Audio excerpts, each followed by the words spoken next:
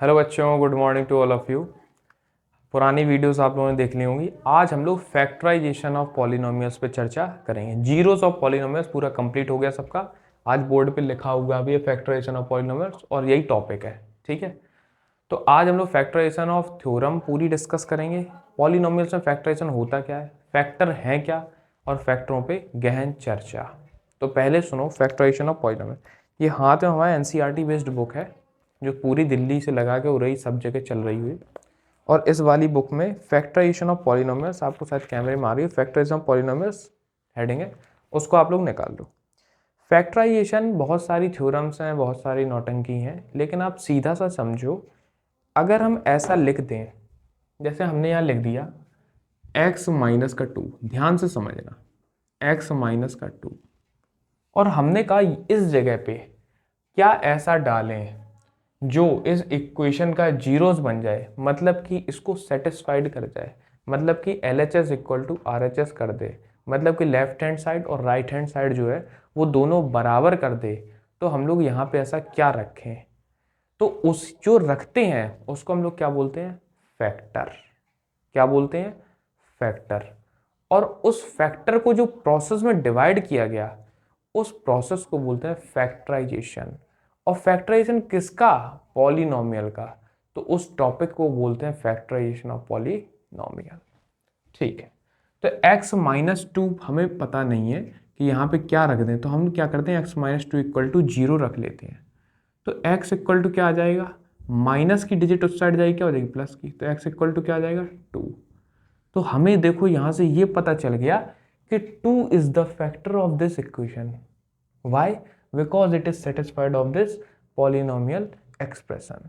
तो 2 क्या कर रहा है, इस इक्वेशन को सेटिस्फाइड कर रहा है। इट मीन्स कि 2 अगर हम x की जगह पर रखेंगे और 2 माइनस का 2 क्या हो जाएगा, 0 हो जाएगा।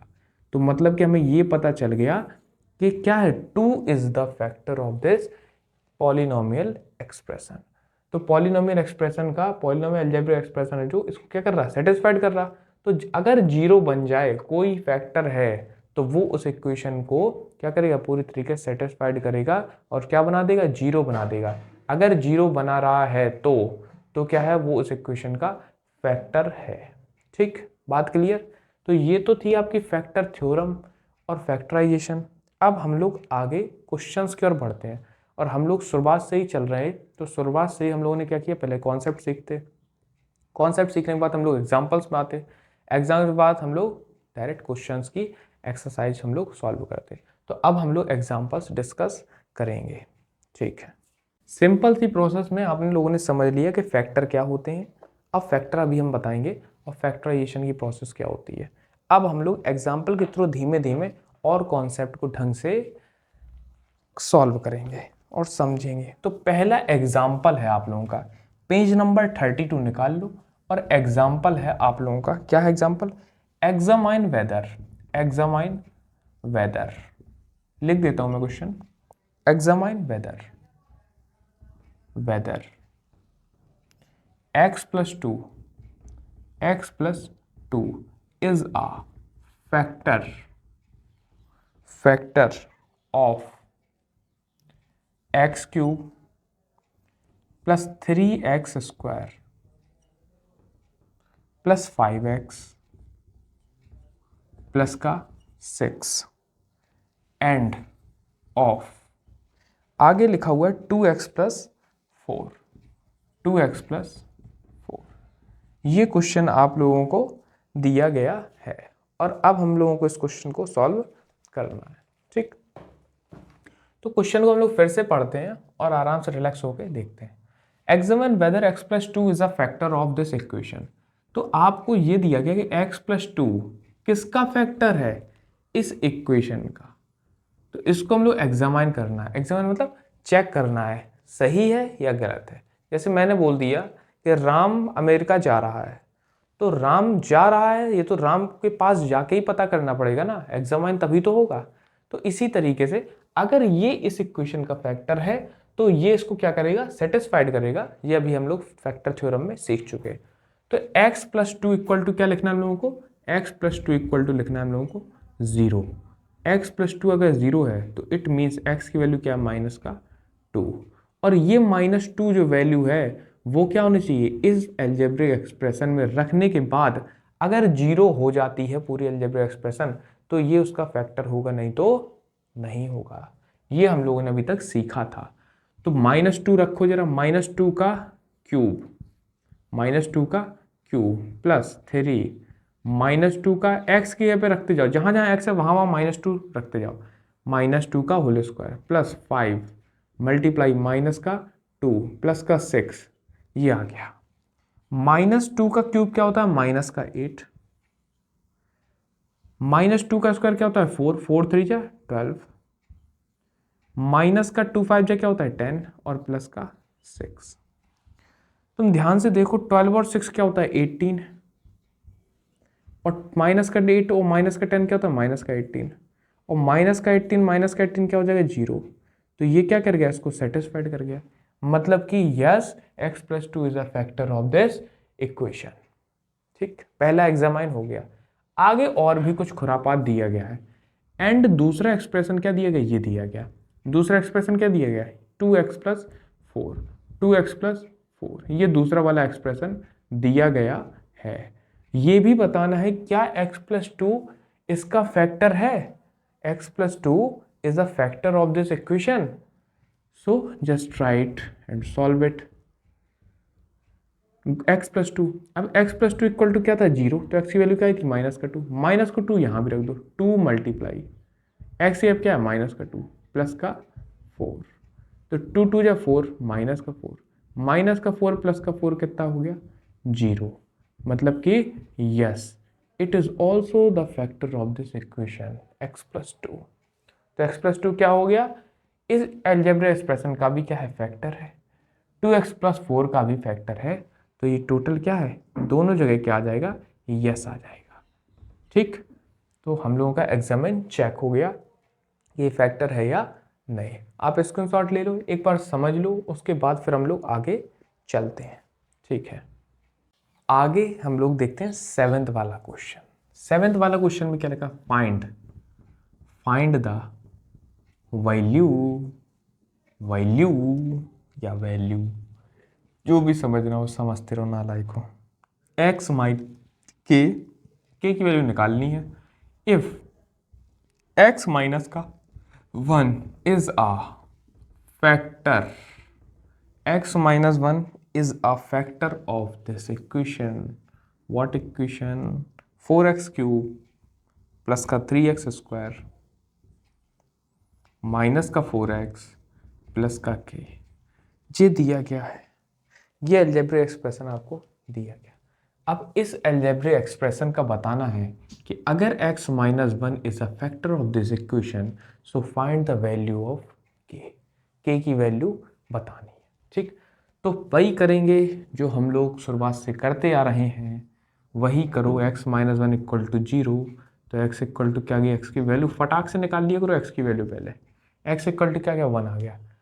x इक्वल टू अगर 1 आ गया मतलब कि जहाँ जहाँ x दिख रहा है तुमको वहाँ वहाँ क्या रख दो, 1 रख दो। जहाँ जहाँ x दिख रहा वहाँ वहाँ 1 रख दो। तो 4 मल्टीप्लाई 1 का क्यूब, 3 मल्टीप्लाई 1 का स्क्वायर, माइनस का 4 मल्टीप्लाई 1 प्लस का k equal to 0 equal to 0, 4 आ जाएगा यहाँ, प्लस का 3 माइनस का 4 प्लस का k equal to 0, 4 4 cancel, 3 plus k equal to 0, k की वैल्यू माइनस का 3। यही वैल्यू पूछ रहा था कि k की वैल्यू क्या है, तो k की वैल्यू क्या है माइनस का 3।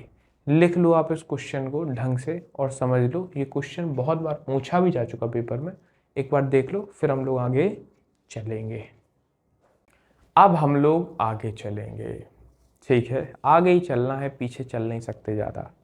तो अगला है फैक्टर निकालना। तो अब हम लोग पहुंच जाते हैं क्लास 6th की ओर। क्वेश्चन नंबर वाई स्क्वायर, कुछ क्वेश्चन हमने छोड़ भी दिए ताकि आप लोग खुश तो करें, आलस ना पकड़े बेटी ज़्यादा।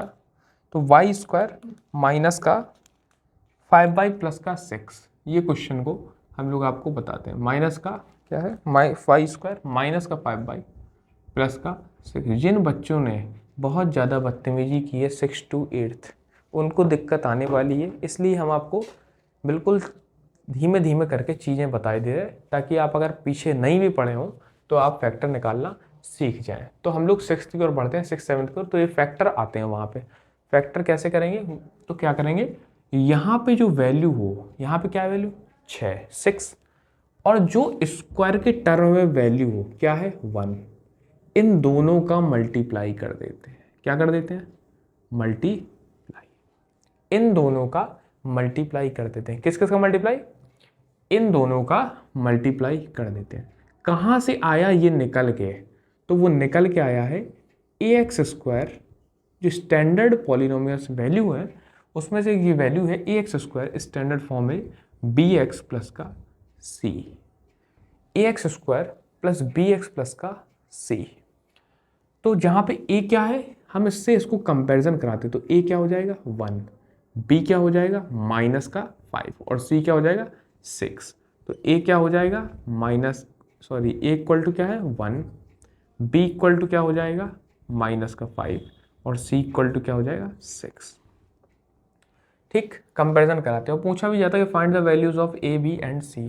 तो इस स्टैंडर्ड फॉर्म से हम लोग कंपैरिजन कराते, तो इस स्टैंडर्ड फॉर्म की वैल्यू क्या होती है ax² प्लस bx प्लस का c, whereas a is the coefficient of x², b is the coefficient of x and c is the constant term of this equation. So just comparison, तो comparison कराओ, comparison कराने के बाद आप a b c की value आराम से निकाल सकते हैं। अब देखो आगे, तो जो c की जगह पे लिखा है, क्या लिखा 6 लास्ट, और जो स्क्वायर के फॉर्म में उसके बाद का कोफिशिएंट है क्या, मतलब a की जगह पे जो है 1, उन दोनों का 1 का मल्टीप्लाई 6 में करा लेते हैं। कितना आ जाता है 1 का मल्टीप्लाई 6 में कराने के लिए 6, और इस 6 का क्या लेते हैं एलसीएम। क्या लेते हैं 6 का एलसीएम। धीमे धीमे एकदम बिल्कुल रिलैक्स के साथ समझो, भड़बड़ाओ नहीं। 2 3 जा 6, 3 1 जा 3, ये आ गया।